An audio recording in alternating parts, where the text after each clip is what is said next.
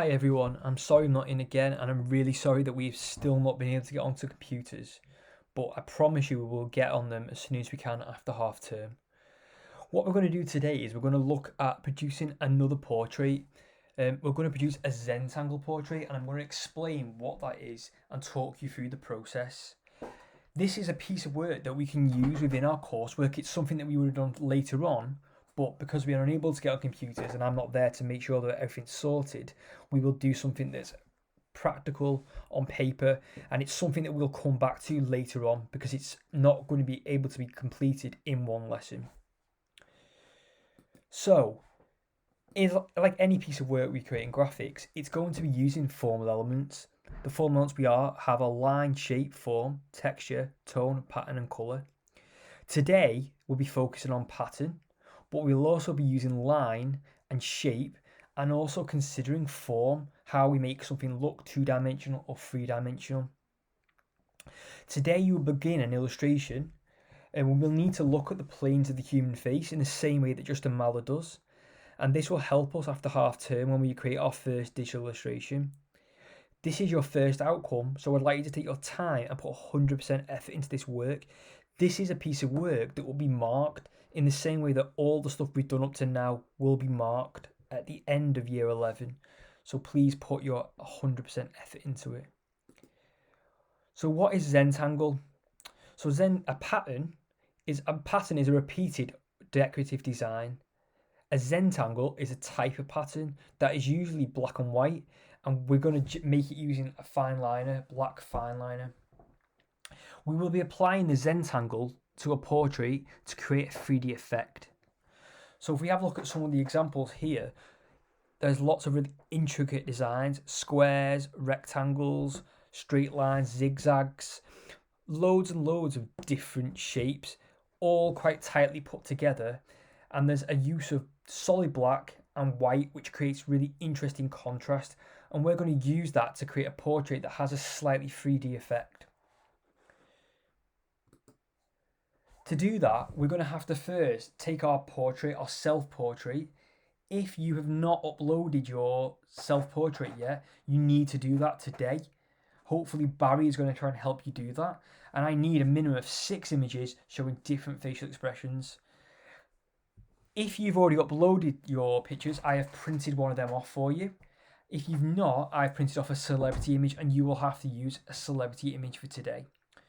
So if we think back 2 weeks ago, we spoke about contours on the human face, which is how we can see that something is slightly three-dimensional. We talked about how it was used in maps, how people use it in makeup to highlight their cheekbones, and all these different features of the face.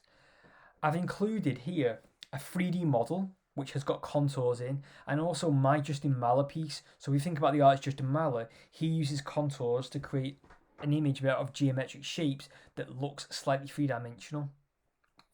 We're going to do that process today, but on paper and not necessarily using geometric shapes. We're going to try and use more organic shapes. I've also printed off for you, alongside your portrait, a variety of different Zentangles which you can use to inspire your illustration. They don't have to be these exact patterns, but they should give you an idea of the type of things that you could include. Okay, and there's many different varieties there.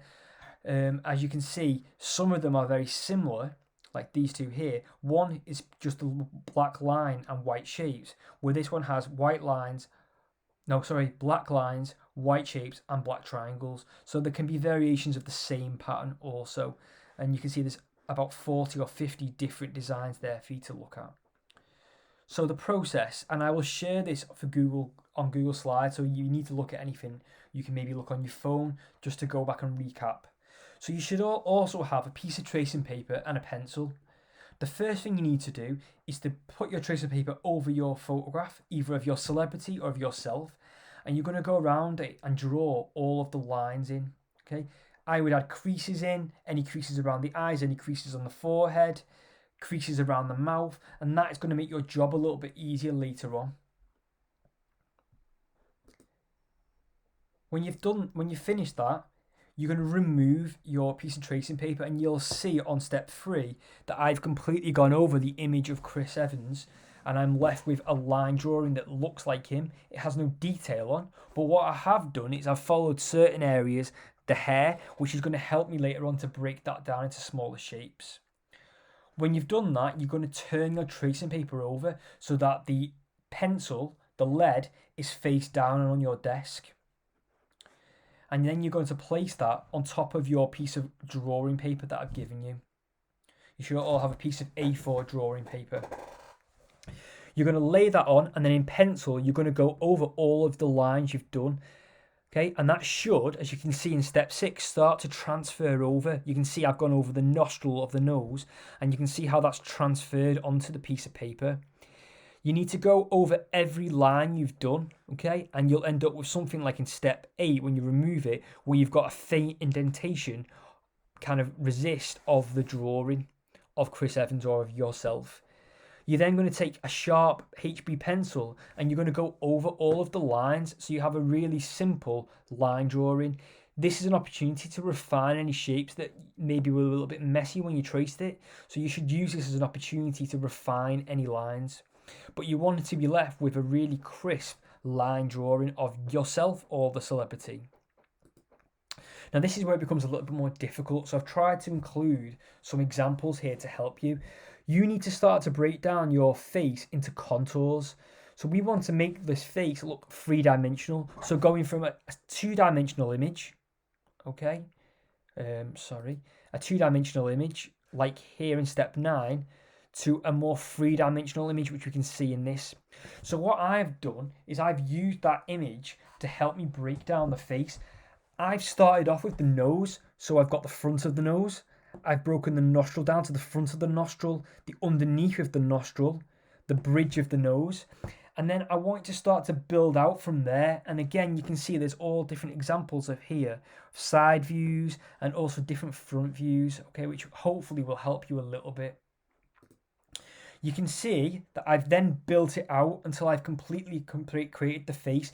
If you remember, we talked about how Justin Maller was inspired by mosaic or cell illustration. So that's kind of what I've done. I've used a number of shapes to create a 3D kind of mold of Chris Evans' face. The next thing you need to do is get yourself a fine liner. Hopefully you've all got a black fine liner. If not, there should be some out for you to use. And now what you need to do is start to fill in the shapes using the Zentangles. So you should all have a sheet with different Zentangle patterns. You can see how I've started off with the eyebrows. I've started off by just drawing in a kind of, like, they look a little bit like rainbows. And I've done it in both eyebrows. And I would recommend on either side of the face keeping the patterns the same. But you do want to try and use a wide variety of different patterns. I've also started to refine things like the eyes. There's going to be certain areas where I'm going to decide not to add pattern, and the eyes is one of them. So I've gone in and I've added black to the pupil, and I've added a refinement to the iris and the eyelid.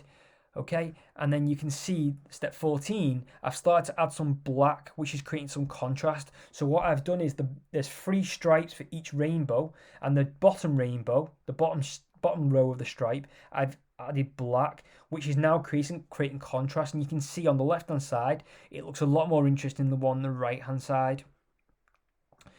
Then what you need to do is continue to add more Zentangles. Okay, and you can see that all I've managed to achieve in the first hour is the drawing, and I've done 1, 2, 3, 4, 5, 6 sections of the face. You'll see that the patterns are all different. You can see that I've started to add elements of black to create contrast. So I have a stripe, and what I've done is I've got 2 white stripes, 1 black stripe, 2 white. Then I've got some here which are black dots on a white background, but they're all different size dots. I've got some kind of wavy line, and then there's a kind of another line going the opposite way. And then I've kind of got a fish scale, which reminds me a little bit of Captain America's costume. So that's why I've included that there. We're not going to finish this today, but you should have a really solid line drawing. When you've completed that, you will have a really interesting illustration that looks a little bit like this. You may decide that you want to leave the hair white completely, and what we can do at a later date is use something called Indian ink, which is a really black ink that dries quite flat, that we can apply to the hair, and again it creates some really interesting contrast between the image and the background. So, just a quick recap. Today, you need to begin your Zentangle drawing. You need to begin by tracing the image as a line drawing onto a piece of tracing paper. You then need to flip your tracing paper and place it face down onto a piece of white paper, white drawing paper. You then need to redraw over all of the lines you've done to create a transfer onto the piece of drawing paper. When you've done that, you're going to go over it in pencil with a sharp HB pencil so you have nice crisp lines. Then, considering contours of the human face, you're going to break down the face into a jigsaw, and you want it to look three-dimensional. If it doesn't look really three-dimensional, that's fine. You can just break it up into shapes, but it would be really beneficial if you could think about the contours of the human face to make it look a little bit more 3D. When you've done that, you're going to start using fine liner to add different Zentangle patterns. And remember, Zentangle patterns are just repeated shape that has black and white and is usually created using black pen. I'm going to leave you to do that now. And if you have any questions, just pop me an email and at some point and I'll get back to you. I hope you all have a good half term and I'll see you soon.